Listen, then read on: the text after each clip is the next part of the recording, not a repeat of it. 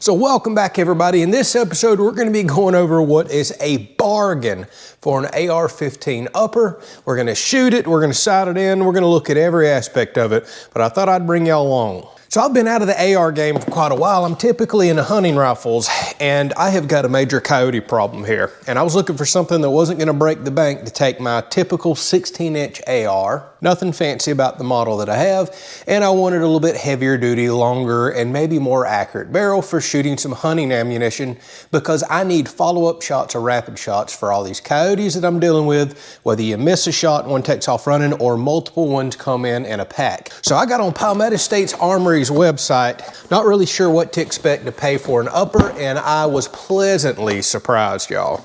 So take a look at this right here. I think this is a bargain. So what I picked up here is an upper assembly with a 20-inch stainless barrel, come with the flash hider, come with a large M-LOK grip, full rail system here. You can add all your M-LOK accessories, which I will be adding some to this, flashlights and a few other things. And you can pick this up with or without the bolt carrier group, and I believe it was the charging handle if I remember correctly. I've got the one with. So here's the kicker, y'all. This upper with the stainless barrel, full grip right here, was $229, and I believe it was free shipping as well. If you want to add the bolt carrier group and the handle, it was another $100 for $329. So you can potentially get into a stainless upper, and the reviews were excellent, talking about highly accurate. I don't see how for this price range. We're going to find that out. For $229. I had no idea this was so affordable. Now, of course, the sky's the limit. There's plenty of other ones out there you can spend whatever you want on. Now, here's my only concern with this upper. Almost every upper I was looking at, I wanted at least a 20-inch barrel. That seems to be about right for some of your more accurate and target style shooting. I don't really find that I need a barrel longer than that, especially in an AR platform.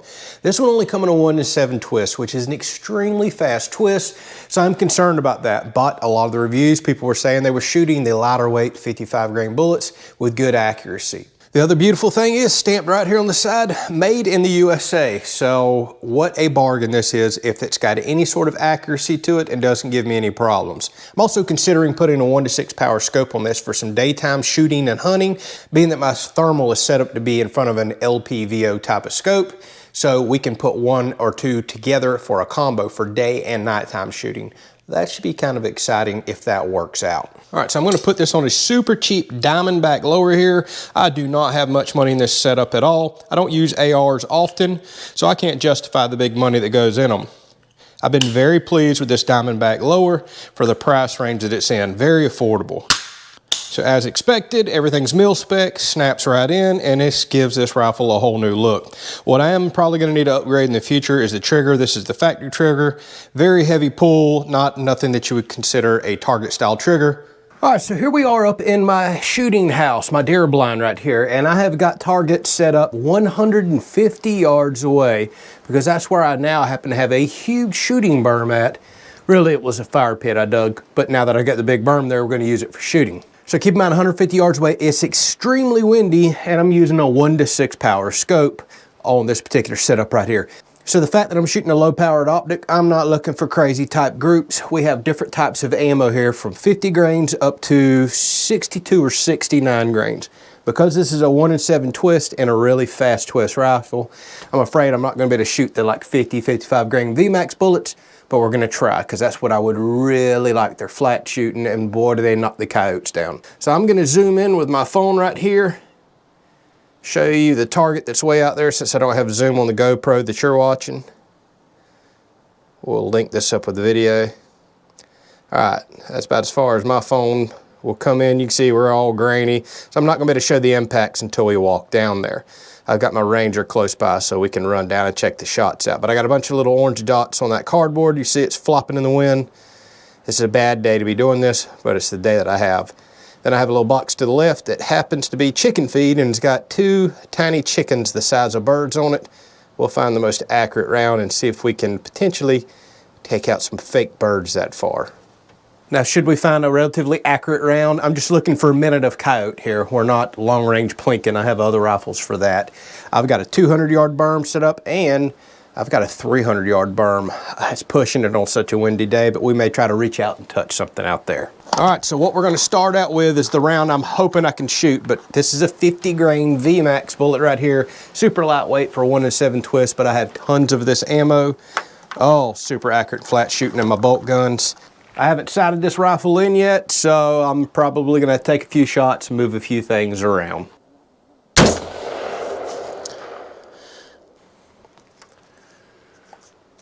Should have brought my spotting scope.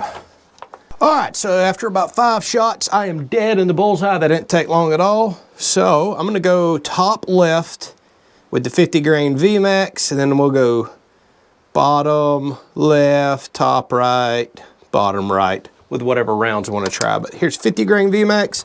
We just do a little 3-shot group again, 6 power scope. I'm not expecting to just be nailing bullseyes over and over. I just don't want to see no crazy flyers. And I got a horrible trigger in this thing too. I'm making a lot of excuses, ain't I?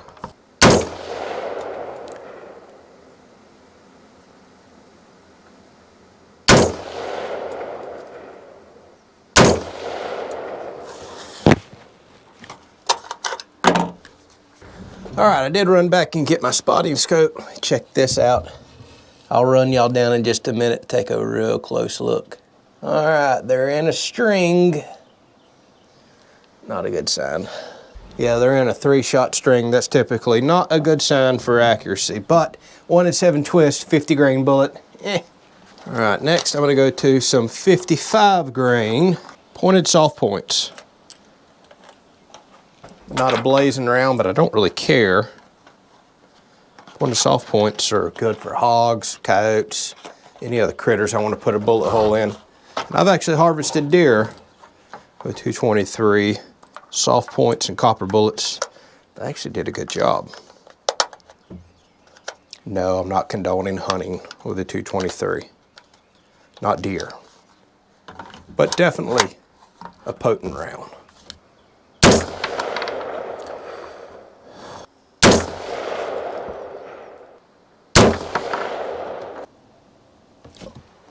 Oh, that's looking pretty good, especially 6 power scope, 150 yards. That's a group like that.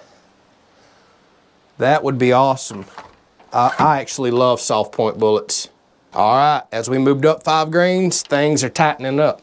On to some super expensive rounds, and I actually harvested a buck with these rounds years ago. It's just what I had available here at the property. Didn't have my bigger rifle, but 55 grain Barnes Vortex. These are the copper rounds, and they're actually quite deadly. All right, this would be bottom left, because I just went top left, middle left, bottom left, and this will be the last of the 55 grains.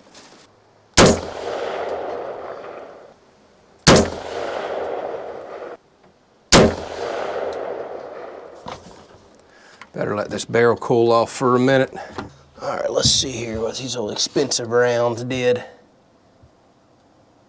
Wow, 2 group tight and 1 major flyer. I don't like seeing the big flyer. Little flyer, one thing, big flyer, Yeah, thus far as I feared, other than the pointed soft points, this 1-in-7 twist barrel, not liking these lightweight bullets. All right, next I'm gonna try the Remington Hog Hammers. It's a 62 grain TSX bullet. Again, quite expensive. All right, 62 grain Barnes TSX, top right.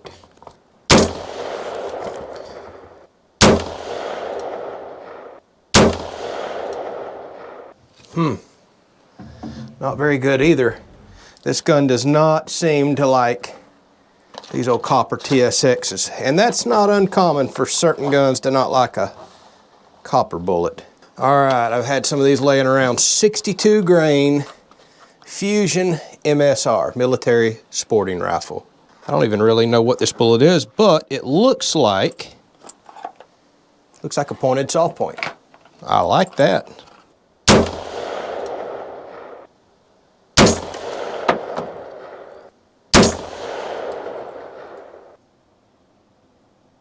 Oh, I had 2 on top of each other, but 1 flyer. That's most likely me, y'all. Most likely me. Now this is a match bullet, but just for giggles, let's try a 69 grain boat tail hollow point. 69 grain should be what a 1 in 7 twist absolutely loves.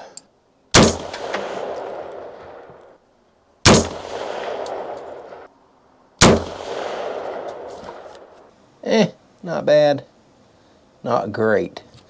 At the moment, the clear winner is the 55 grain soft points, and I'm kind of happy with that.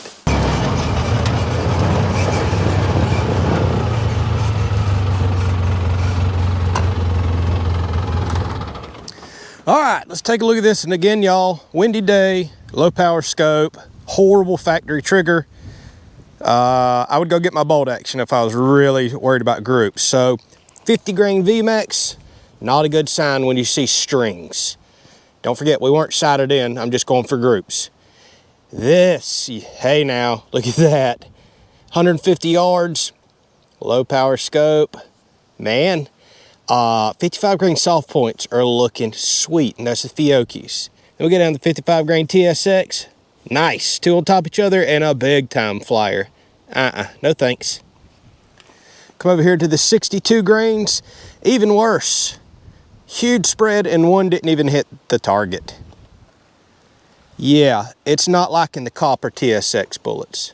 Then we come over to the 62 grain MSRs, man, one on top of each other, flyer. That very well could have been me. We should revisit these because, boy, that's good. 69 grain. Boat to hollow points. Now, I'll admit these were $10 box ammo from somebody I've never heard of before. Could be the ammo, could be me. But this one got me really excited. Soft point's a good hunting round for me for all kinds of critters, especially hogs and coats. So I decided to come over here and see if I can nail the chicken. I'm still not sighted in, and look, almost identical pattern. Definitely just a little wider, but the gun absolutely likes the 55 grain soft points.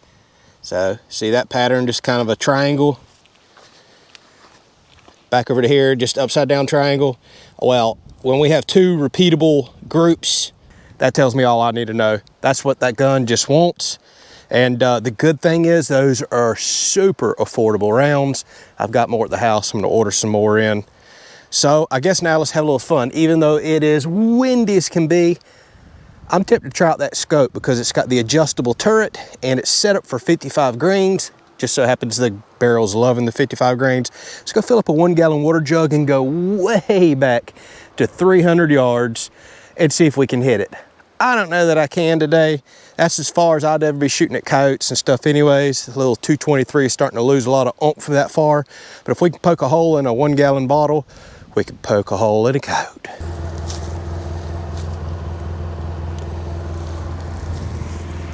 All right, so we're gonna see if we can nail that. I got a big berm right here, and I'm gonna be shooting all the way from up there. That's a crazy long range, little low powered scope. Let's see.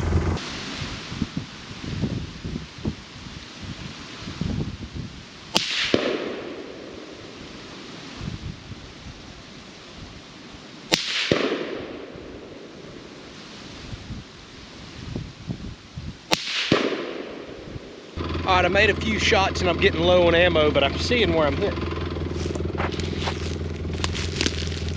See how the dirt kicked up on it? One round went right there. Oh, that was so close. It looks like another round went right there.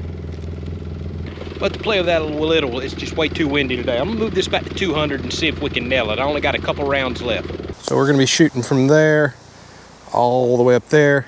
That's probably a little bit more realistic of a shot with such a low power scope. Let's see if we can nail this thing.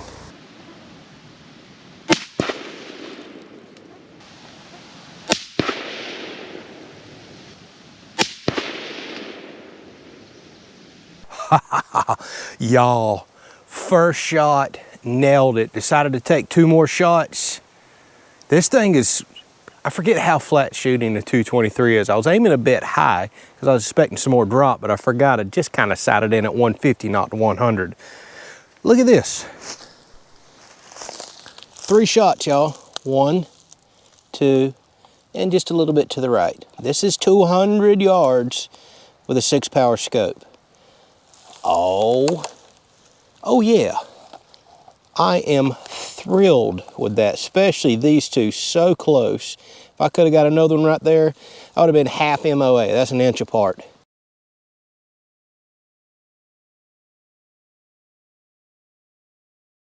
Okay, I am super happy with this upper. I would love to see what it would do with like a 12 or 16 power scope. Wow, if one of y'all own it, let me know. But like I said, I'm keeping mine set up for 200-300 yard tops coyote shots, but I'm putting a thermal, clip-on thermal in front of it. So I'll be using the thermal more than just about anything. All right, so final thoughts. Y'all, can you beat the thing? You can get the upper for 230 bucks is what it just was, or you can have the handle and bolt carrier group for another 100 bucks and be 329. Get it shipped right to your house and you have one sweet stainless varmint setup. Is it high end? By no means, but I am super pleased with what I'm getting right here. And the best part is it was with the cheapest ammo that I have. I love when a gun loves cheap ammo like that. Now, I don't mind plinking, busting water bottles, or busting a coyote or another critter if I need to. All right, y'all, hopefully you enjoyed it. I'm glad I was able to bring y'all along. This is, you know, again, I wasn't target shooting, but very adequate to what I see. Maybe this gives you some information that you need. I wouldn't hesitate to drop $200 to $300 on this upper again. So if you're looking for one, I'd highly consider it. Not sponsored. I have no affiliate links, nothing, just sharing some information here. By the way, we're gonna have more thermal content coming, hunting content coming, all kinds of stuff like that. Catch you on the next one.